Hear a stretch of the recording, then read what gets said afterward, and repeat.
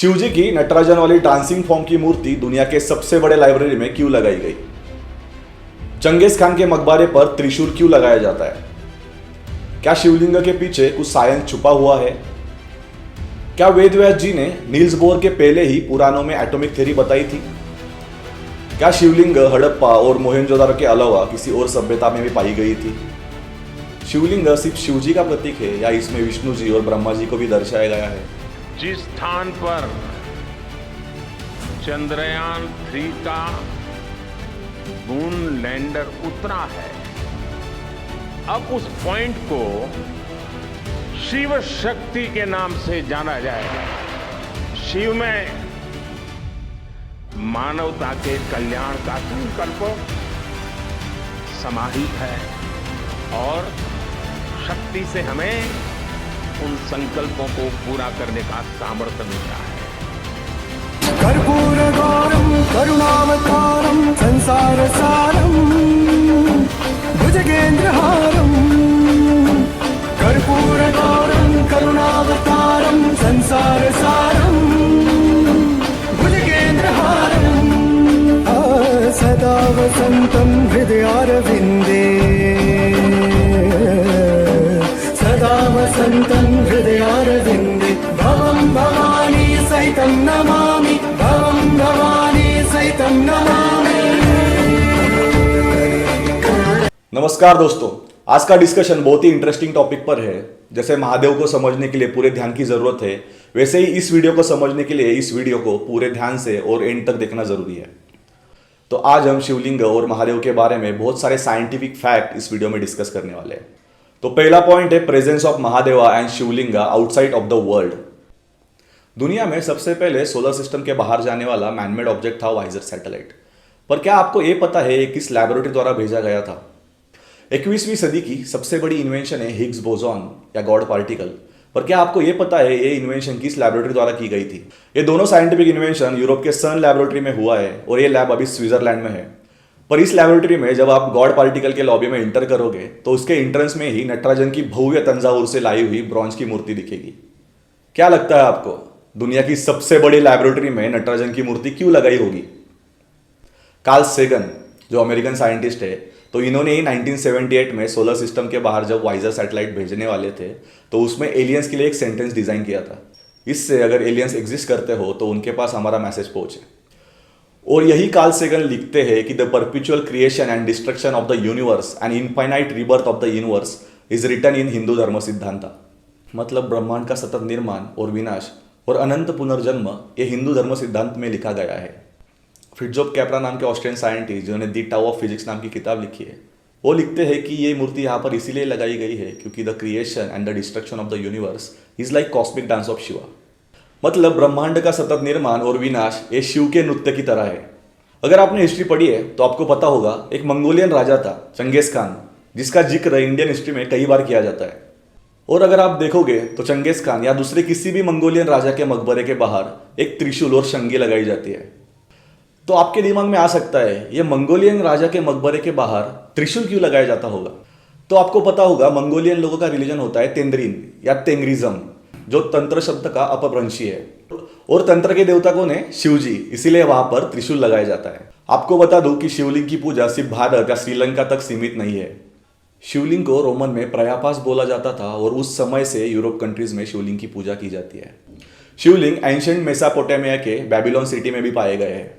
और यही नहीं तो हड़प्पा और मोहनजोदारो में भी बहुत सारे शिवलिंग मिले थे। और ये यही दर्शाता है कि अपनी जो कल्चर है, अपनी जो सभ्यता है, ये कितनी पुरातन है।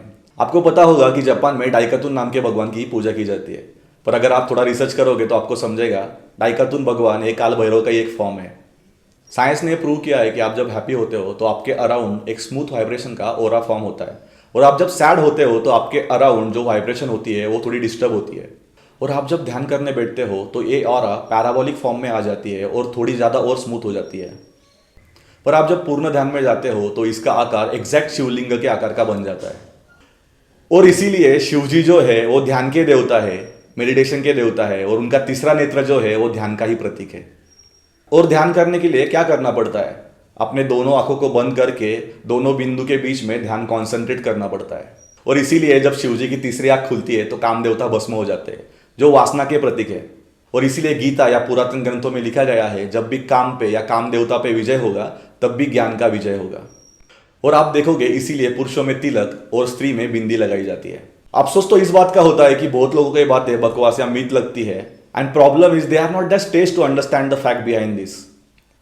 और यही लोग आगे जाके बोलते हैं कि ध्यान लगाने से ज्ञान की प्राप्ति भी होती है क्या। तो आप मुझे बताओ, अगर आपको जर्मनी का अखबार पढ़ना है तो आपके पास दो ऑप्शन है। एक ऑप्शन ये है कि आप यहाँ से फ्लाइट पकड़ के सीधा जर्मनी पहुंचोगे और आज का अखबार कल पढ़ोगे। और आपके पास दूसरा ऑप्शन है कि आप वो सॉफ्टवेयर मोबाइल में इंस्टॉल करके तुरंत अखबार पढ़ोगे। पर आपको अगर 100-200 साल पहले ये बातें बताई जाती कि आप यहाँ पे बैठे बैठे दूसरे देश वालों से बात कर सकते हो, उन्हें पैसे भेज सकते हो, उनके अखबार यहाँ पर बैठे बैठे पढ़ सकते हो, तो आपको ये बातें ऐसी ही बकवास लगती। पर उसके बाद मोबाइल का इन्वेंशन हुआ। मोबाइल क्या है? एक डिवाइस जिसमें सॉफ्टवेयर इंस्टॉल्ड है एंड कनेक्टिंग नेटवर्क है। वैसे ही अपनी बॉडी क्या है? एक डिवाइस जिसमें अंतकरण, मन, बुद्धि, चित्त, अहंकार, ये सब सपोर्टिंग सॉफ्टवेयर है। और कनेक्टिंग नेटवर्क कौन है? तो भगवान। और इस आकाश में सब ज्ञान है जो आप डाउनलोड कर सकते हो by using that connecting network. अगर आपको ये पहले बताया जाता कि यहाँ पर पुणे में फैक्ट्री लगाओ और वहाँ पे स्कैंडिनेवियन कंट्रीज में बर्फ पिघलना स्टार्ट होगा, तो आप मुझे बोलते हैं कितनी बकवास बातें है। इतना तो मुझे पता है कि हीट इतने डिस्टेंस ट्रैवल नहीं करती है। पर उसके बाद ग्रीन हाउस इफेक्ट ने ये प्रूव किया, अगर आप घर में बैठे बैठे एसी भी लगाते हो तो उसका इफेक्ट पूरे वर्ल्ड में होता है, because earth is a cosmic unit. आपके लिए इस जमीन पर बनाई हुई लाइन स्ट्रेट लाइन है, पर अगर आप थोड़ा ऊपर आकाश में जाओगे तो आपको समझेगा कि ये सरकमफरेंस है जो कर्व फॉर्म में है।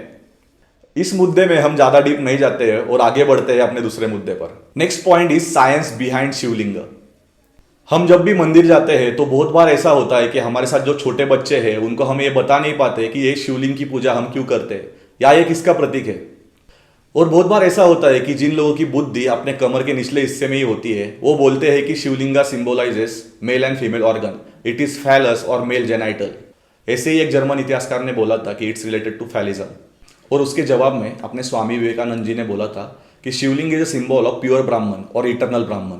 और उन्होंने अथर्ववेद की एक लाइन बोली थी जिसमें लिखा है कि इट इज बिगिनिंगलेस और एंडलेस, जिसकी ना शुरुआत है ना अंत है। तो शिवलिंग का एक्चुअल साइंटिफिक रेफरेंस क्या है ये समझने का हम प्रयास करते हैं। नील्स बोर नाम के डैनिश साइंटिस्ट ने बताया है कि मॉलिक्यूल जो है वो सबसे छोटा एलिमेंट है जो एटम से बना है और उसमें प्रोटॉन, न्यूट्रॉन और इलेक्ट्रॉन होते हैं। पर क्या आपको ये पता है कि यही थ्योरी शिवलिंग के कॉम्पोजिशन में कितना अहम रोल प्ले करती है? नील्स बोहर की थ्योरी बहुत रिसेंट है और एंशिएंट टाइम में अपने वेद व्यास जी ने यही थ्योरी बताई थी। पर proton, neutron, electron and energy के जगह पर उन्होंने ब्रह्मा, विष्णु, महेश एंड शक्ति शब्द का प्रयोग किया था। वेद व्यास जी लिखते हैं कि महादेव इज स्मॉलर देन सब atomic materials like proton, neutron and electrons and he is greater than anything greatest. सब जीव और निर्जीव शिवजी से ही निकलते हैं और शिवजी जो है वो टाइमलेस है। तो आप देखोगे कि इसीलिए शिवजी को महाकाल या काल भैरव भी बोला जाता है। Shivji is a symbol of time, पर इसके ऊपर डिटेल वीडियो मैं अलग से अपलोड करूंगा। ना आदि ना अंत, शिवजी का ना जन्म है ना मृत्यु है। He is timeless, he is a soul of soul, इसीलिए हम उनको परमात्मा भी बोलते हैं। पर मुझे प्रोटॉन, न्यूट्रॉन और इलेक्ट्रॉन वाली थ्योरी शिवलिंग को कैसे एक्सप्लेन करती है? अपने ऋषियों ने smallest form of nature can be seen in Shivlinga ऐसे क्यों लिखा था ये जानना था। साइंस के अनुसार दो एटम से एक मॉलिक्यूल बनता है और उसके वैलेंसी से उनका कॉम्बिनेशन पता चलता है। एक एटम बनता है प्रोटॉन, न्यूट्रॉन और इलेक्ट्रॉन से। और आपने ये 10वीं के विज्ञान में पढ़ा होगा कि न्यूट्रॉन पे कोई चार्ज नहीं होता है और इसलिए वो स्ट्रेट लाइन में ही रहेगा। और न्यूक्लियस बनता है पॉजिटिव प्रोटॉन एंड न्यूट्रॉन से। तो एटम का पूरा मास लगभग सेंटर में केंद्रित होता है और इसीलिए न्यूक्लियस डेंस होता है जिसमें प्रोटॉन एंड न्यूट्रॉन होते हैं। इलेक्ट्रॉन जो है उसके ऊपर निगेटिव चार्ज होता है और वो इसीलिए न्यूक्लियस या प्रोटॉन के अराउंड घूमता रहता है by using energy which is counted from centre outwards. ये थ्योरी हमने साइंस में पढ़ी थी, तो अभी सेम थ्योरी वेदों में कैसे सिखाई गई थी ये मैं आपको बताता हूँ। प्रोटॉन मतलब विष्णु जी जिनके ऊपर पॉजिटिव इलेक्ट्रिक चार्ज है, न्यूट्रॉन मतलब महेश जी जिनके ऊपर कोई चार्ज नहीं है, and Brahma is electron who is having negative electric charge, and Shakti is energy which is represented by disk in Shivlinga. आपने ये देखा होगा कि विष्णु जी के नाभि से कमल निकलता है और उस पर ब्रह्मा जी बैठे हुए हैं। तो लोटस वो एनर्जी को दर्शाता है जिसमें वो फोर्स ऑफ अट्रैक्शन है, और ब्रह्मा जी जो है वो लोटस पर बैठकर विष्णु जी के अराउंड घूमते हैं, जो दर्शाता है कि electron is attracted towards proton due to opposite charge. Mahesh ji शांत होते हैं क्योंकि उनके ऊपर कोई चार्ज नहीं है। एनर्जी जिससे मॉलिक्यूल या रेणु फॉर्म होता है, जो वैलेंसी से डिनोट किया जाता है, वो है शक्ति, जिनके दो फॉर्म है, रेणुका एंड रुद्रा। तो रेणुका वो है जिससे रेणु या मॉलिक्यूल बनता है जो दो एटम से फॉर्म होता है, और इसीलिए ऋषियों को कल्पना मिली होगी कि Shakti is a wife of Shiv ji and she is a part of Shiv ji. तो आप देखोगे कि जब भी न्यूट्रॉन सेपरेट किया जाता है, अनस्टेबल होता है, तब नेचुरल डिजास्टर आता है और उस वक्त शक्ति जो है वो रुद्र रूप धारण करती है और उसे रुद्रा या काली भी बोला जाता है। और वो जो तांडव करती है वो नैसर्गिक विपत्ति को भी दर्शाता है। न्यूट्रॉन सेपरेट होना, डिस्टर्ब होना, इसी प्रिंसिपल पर न्यूक्लियर फ्यूजन थ्योरी बनाई गई थी। और आप ये देखोगे कि actual producer of molecule is electron which is Brahma. और ये दर्शाता है कि Brahma ji has created this universe which is in conformity with science. Brahma ji ने मैटर, सब मैटर और ग्रेविटी का यूज करके ये यूनिवर्स बनाया था और Vishnu ji was responsible to create life in this stable universe. इसीलिए ब्रह्मा जी और विष्णु जी ने शिव जी को अपनी एनर्जी पोलराइज करने को बोला था। और आप ये देखोगे कि शिव शक्ति ही प्रिंसिपल ऑफ ड्यूअलिटी को रिप्रेजेंट करते हैं। और यही बात हाइजेनबर्ग एंड स्क्रोडिंजर ने अपने wave particle of duality theory में बताई है। तो शिव जी जो है वो पार्टिकल है एंड शक्ति इज वेव। तो लिंग शब्द जो है वो हिंदी भाषा का शब्द नहीं है, तो संस्कृत भाषा का शब्द है। उसका मतलब है सिंबल और प्रतीक। तो Shivling is a symbol of Shiv ji और आप इसे शिव प्रतीक भी बोल सकते हो। अपना नेक्स्ट पॉइंट है थिंग्स टू नो अबाउट शिवलिंग। लिंग एनर्जी का सिंबल है जो शिव जी के क्रिएटिव एंड डिस्ट्रक्टिव ताकत को दर्शाता है। उसका जो स्तंभ है उसे अग्निस्तंभ या कॉलम ऑफ फायर भी बोलते हैं, जो ब्रह्मा विष्णु महेश का रिप्रेजेंटेशन है। नीचे के बेस को पीठा या पीठम भी बोलते हैं, जो शक्ति को रिप्रेजेंट करता है। सबसे ऊपर का जो पोर्शन है उसे शिव भाग बोलते हैं, जो 1/3 होता है पूरे शिवलिंग से। उसे पूजा भाग भी बोला जाता है। आपको ये पता होगा कि मॉडर्न कॉस्मोलॉजिस्ट बोलते हैं कि ये एंटायर यूनिवर्स और ब्रह्मांड ये इलिप्सॉइड फॉर्म में है। और आप ये देखोगे कि शिव भाग ही एंटायर कॉस्मोस या ब्रह्मांड को रिप्रेजेंट करता है। और वो ये भी दर्शाता है कि इसकी ना कोई शुरुआत है ना अंत है। दूसरा भाग होता है विष्णु भाग, जिसे पीठम भी बोलते हैं। ये भी 1/3 होता है पूरे शिवलिंग के। और आप ये देखोगे कि शिवलिंग के ऊपर जो भी पानी या दूध डाला जाता है उसके लिए ड्रेनिंग के लिए ये मदद करता है। तीसरा भाग है ब्रह्मा भाग, जो 4 साइडेड होता है और ये मोस्ट ऑफ द टाइम जमीन के अंदर होता है। तो आपको समझ आया होगा कि शिवलिंग सुप्रीम गॉड के constructive, protective and destructive power को दर्शाता है। और वैसे देखा जाए तो supreme God has no form and it is a symbol of that, और इसीलिए इसकी पूजा की जाती है। और इसके ऊपर गीता के 10वें अध्याय में एक श्लोक है, यो माम जमनादिस वेत्ति लोक महेश्वरम आसमुडस्य मर्तेषु सर्व पापे प्रमुच्यते। तो अब हम इस वीडियो के लास्ट पार्ट की ओर बढ़ते हैं। हम जो नमक खाते हैं उसका केमिकल फॉर्मूला होता है NaCl। तो आपको पता होगा कि Na is sodium and Cl is chloride. पर जिन लोगों ने पीरियोडिक टेबल नहीं पढ़ी है वो NaCl को पढ़ेंगे निकल, और उसके बाद वो डिक्शनरी में जाके सर्च करेंगे और देखेंगे कि निकल नाम का तो कोई शब्द ही नहीं है। और उसके बाद वो आकर हमको बताएंगे कि निकल ये जो शब्द है वो डिक्शनरी में नहीं है और एक गलत शब्द है। पर जिनको केमिस्ट्री पता है उनके लिए अर्थ का अनर्थ हुआ। इसीलिए NaCl समझने के लिए वो पात्रता होनी जरूरी है। तीसरी की कक्षा में 13-12 लिखने के बाद जो 1 होता है उसके लिए एप्रिसिएशन मिलता था, पर जब हम 12-13 लिखते थे जो -1 होता है उसके लिए हमें डांट पड़ती थी। पर अगर यही बात आप अपने डॉक्टर अब्दुल कलाम जी से पूछते तो वो इसका इंपॉर्टेंस बताते।